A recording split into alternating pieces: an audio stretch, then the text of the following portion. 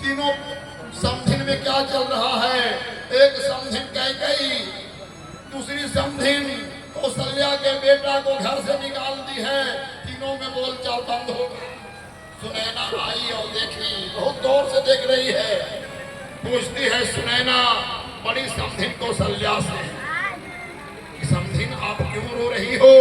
इसलिए रो रही हो कि आपके पतिदेव इस दुनिया से चले गए। आप इसलिए रो रही हो कि आपका बड़ा लड़का राम को घर से निकाल दिया गया। आप इसलिए रो रही हो कि आपकी बहू अभी कुछ ही दिन इसकी शादी हुई थी, वो भी राम के साथ वन में आ गई। आप इसलिए रो रही हो कि आपका बेटा लक्ष्मण भी राम के साथ चले गए। कौशल्या बोली कि समधिन मैं इसलिए नहीं रो रही हूँ कि मेरे पतिदेव दुनिया से चले गए। मैं इसलिए नहीं रो रही हूँ कि मेरे ज्येष्ठ पुत्र राम को घर से निकाल दिया गया। मैं इसलिए नहीं रो रही हूँ कि मेरी बहू घर से आ गई जंगल। मैं इसलिए नहीं रो रही हूँ कि मेरा छोटा बेटा लक्ष्मण भी आ गया। तो फिर क्यों रो रही हो? आपकी आंखों से झरझर झरझर झरझर आंसू क्यों बह रही है? बोले कि मैं तो इसलिए रो रही हूँ कि मेरा बेटा भरत रो रहा है।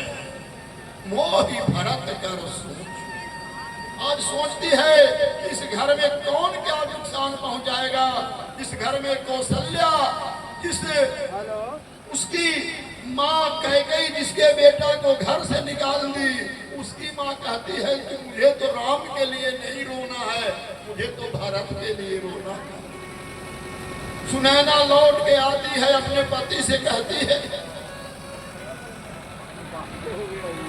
उस घर में तो एक माँ दूसरा बेटा के लिए रोती है।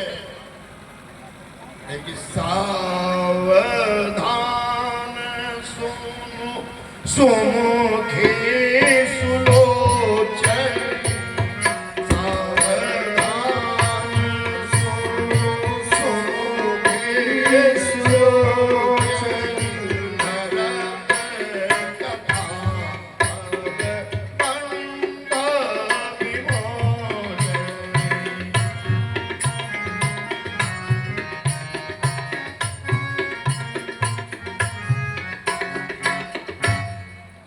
इधर सीता जी बोली अपनी सास से, रात भर चरण दवाई तीनों सास का, और बोली कि माँ से मिलने का मन है।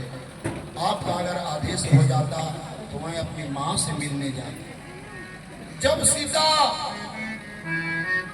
उस कुटी से अपने पिता के पास आ रही है चलकर, पिताजी दूर से देख रहे हैं और पूछते हैं सुनैना से कि देवी वो कौन चली आ रही है? बन देवी जिसके शरीर पर पीला पीला कपड़ा है, बड़ा बड़ा बाल बिखरा हुआ है और साक्षात लक्ष्मी सी मूर्ति खाली पैदल चल के आ रही है, वो कौन है? सुनैना बोली कि पतिदेव वो कोई और नहीं है, वो लक्ष्मी नहीं, सरस्वती नहीं, पार्वती नहीं, वो आप ही की बेटी सीता है जो इस बाजार से वन देवी के भेष में अपने पिता से मिलने आ रही है। जब बेटी आई बाप के पास और अपने बाप को प्रणाम करती है सीता, आज फूट फूट कर जनक रो रहे हैं।